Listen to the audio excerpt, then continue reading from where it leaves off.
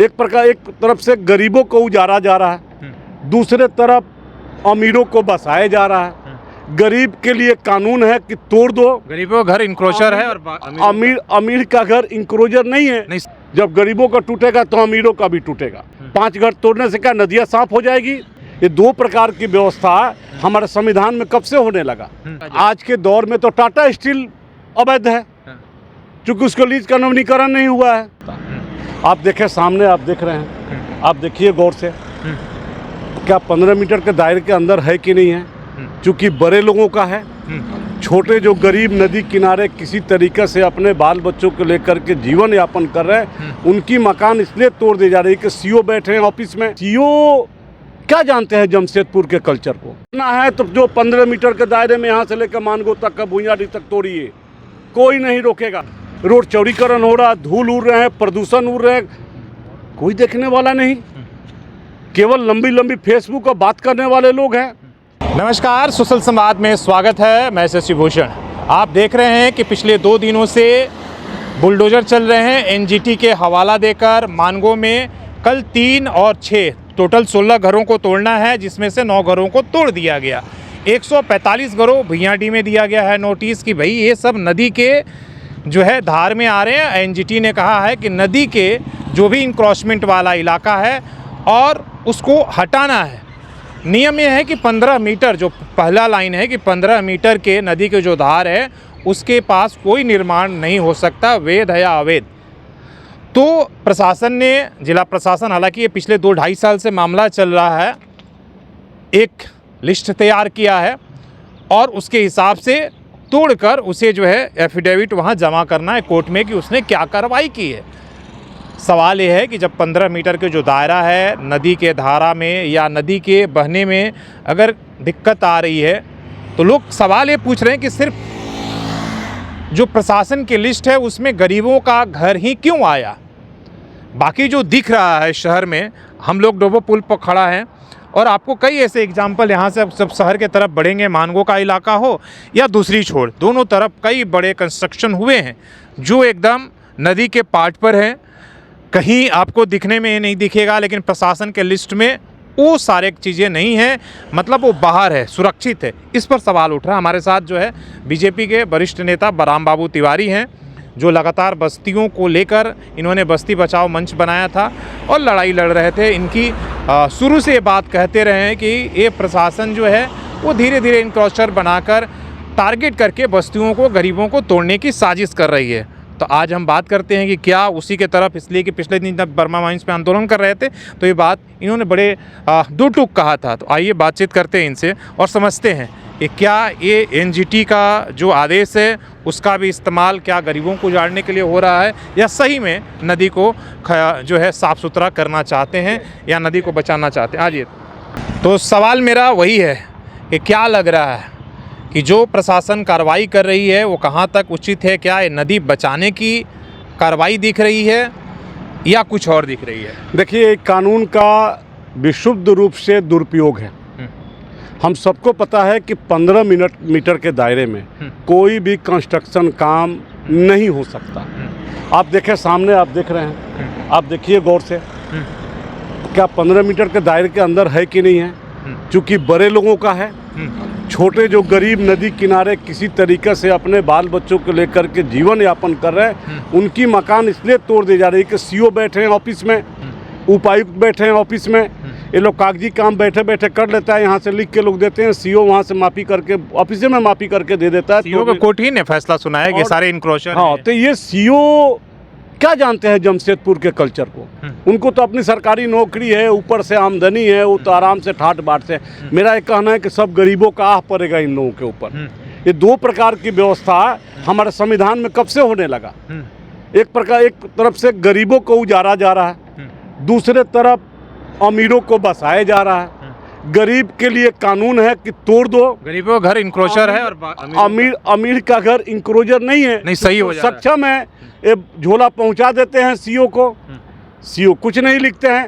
तो मैं आपको घोषणा करता हूं, मैं थोड़ा बीमार चल रहा था, तबीयत खराब थी, बुखार से पीड़ित था, मैं सब अपने मोबाइल में देख रहा था।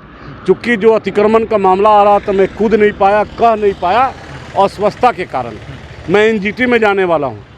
ज़रूरत पड़ी डीसी के यहाँ धरना देने वाला हूँ। ज़रूरत पड़ी तो 50-100 लेकर के एनजीटी के कार्यालय के सामने धरना दूंगा बेंगलुरु कलकत्ता में कि ऐसा क्यों हो रहा है। जो 15 मीटर के दायरे में हो क्यों नहीं टूटेगा, तोड़वा के रहा जाएगा। जब गरीबों का टूटेगा तो अमीरों का भी टूटेगा। ये तोड़ने की प्रक्रिया क्यों? 5 घर तोड़ने से क्या नदियाँ साफ हो जाएगी? क्या 145 घर टूट जाएगा तो नदियाँ साफ हो जाएगी? ऐसा नहीं होगा। ये बिल्कुल अत्याचार है। ये प्रशासनिक के भेदभाव रवैया है और ये भेदभाव रवैया हमारे जैसा हजारों सामाजिक कार्यकर्ता इसको बर्दाश्त नहीं करेगा। केवल लेके उठने की जरूरत है। उबल रहा शहर, शहर के लोग हमसे कांटेक्ट कर रहे हैं। थोड़ी वीकनेस की वजह से हम नहीं इसमें कूद रहे थे। अब मैं धीरे धीरे ठीक हो गया हूँ। इसको मैं लेके कूदूंगा शहर में। मैं जनता के बीच में जाऊंगा, लोगों से कहूंगा कि ये 2 प्रकार की व्यवस्था क्यों। अब देखे होंगे 145 घर भुइयाडी में तोड़ दीजिए। मेरा ये कि जब जेपीएलई बात चलेगा, अगर भुइयाडी के 145 घर अगर अवैध हो गए, इंक्रोचर हो गए, तो भाई यहाँ तो 86 बस्तियाँ सब तो इंक्रोचर फिर तो हो जाएंगे। फिर कौन क्या उन पर केस चलेगा? तो वो इंक्रोचर नहीं होंगे। आपके पास क्या कागज है? आज के दौर में तो टाटा स्टील अवैध है, क्योंकि उसको लीज का नवीनीकरण नहीं हुआ है। वहाँ कानून कहाँ है सीओ का, डीसी का? वो तो सीओ के साथ बैठकर इंक्रोचर हटा रहे हैं और हटा रहे हैं। जो अतिक्रमण में अपना सब कुछ बनाया हुआ है वो दूसरे को उजाड़ रहा है। इनका जेसीपी, इनका गुंडापाती, इनका प्रशासन के लोग, इनके खर्चे होते हैं और प्रशासन के लोग काम करते हैं ताकि साफ सुथरा हो जाए। आप बताइए 14-13 घर मानगो में जो टूटने वाले हैं, 7-8 घर टूट गए। हाँ 16 घर टूटने वाले हैं, शायद 8 या 9 घर टूट गए। क्या इससे पूरा नदियाँ साफ हो गई? ना है तो जो 15 मीटर के दायरे में यहाँ से लेकर मानगो तक का भुइयाडी तक तोड़िए, कोई नहीं रोकेगा। और टाटा का लीज का नवीनीकरण नहीं हुआ है, क्यों प्रशासन उसको साथ दे रही है? आप देखे होंगे जाकर के जेमको में लाठियों से पीटना, मैंने सवाल उठाया था। विद्यापति नगर में तोड़ना, आपको मनीफीट में तोड़ देना, क्या चल रहा है? बर्मा माइंस में आप देख रहे हैं रोड जाम होता था, हम लोगों ने आंदोलन किया, शशि जी आपका बड़ा सहयोग रहा उसमें। रोड चौड़ीकरण हो रहा, धूल उड़ रहे हैं, प्रदूषण उड़ रहे हैं, कोई देखने वाला नहीं। केवल लंबी लंबी फेसबुक और बात करने वाले लोग हैं। शहर के बहुत बड़े बड़े नेता हैं, चुप्पी साध के बैठे हुए हैं। वो तो कह रहे हैं तो कि एनजीटी का है क्या? जनता और जनता निकलेगी और जनता इन नेताओं का बहिष्कार और विरोध करेगी और अपने दम पर जनता लड़ेगी। देख रहे लड़ रही जनता ना, कोई गलत इशू पर जनता पूरा झारखंड और लेकर के दिल्ली तक लड़ रही कि नहीं लड़ रही है? यहाँ भी लड़ेगी जनता, बहुत जल्द आपके सामने आएगा। पहले एनजीटी में हमको 3rd इंटरवेंशन बनने दीजिए। ये वकील से बातें चल रही है, प्रक्रिया चल रहा है, 1 सप्ताह के अंदर हम लोग इंटरवेन करेंगे। सवाल ये है कि भाई जो सीओ कोर्ट ने आदेश दिया कि 145 घर अवैध हैं या मानगो में 16 घर जो है इंक्रोचर हैं, तो यहाँ तो सभी जो बस्तियाँ हैं सब अवैध हैं। अगर उस परिभाषा में देखा जाए तो पूरी अवैध है, पूरी अवैध है। जो 86 बस्ती का हम लोग लड़ाई लड़ रहे हैं, जमीन का कागज आज किसके पास है मिलेगा? सीओ अगर सब पर अगर उसी तरीके से अगर कोर्ट चलने लगे तो ये बहुत तरीके से प्लान में काम चल रहा है। 10 घर 5 घर, 2 घर 5 घर, 10 घर 20 घर तोड़ते टेस्टिंग हो रहा है। तो कि बड़े बड़े जगह पर हम लोग रोक देते हैं जहाँ विरोध हो रहा, छोटी छोटी जगहों पर हम लोग तोड़ दे। मानगो में क्यों टूटा? वहाँ क्या जनप्रतिनिधि लोग नहीं है? वहाँ तो डबल जनप्रतिनिधि है, वहाँ क्यों टूट गया? ये कब तक चलेगा? आप देखिए मेरीन ड्राइव के रास्ते में क्या बेड को हेम्प नहीं किया गया है? क्या नदियों को धारा को नहीं रोका गया है?